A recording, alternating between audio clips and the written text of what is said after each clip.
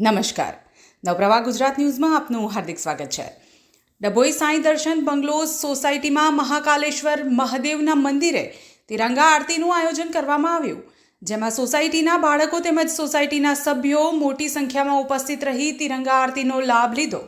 Navpravah Gujarat news, Hina Pandya.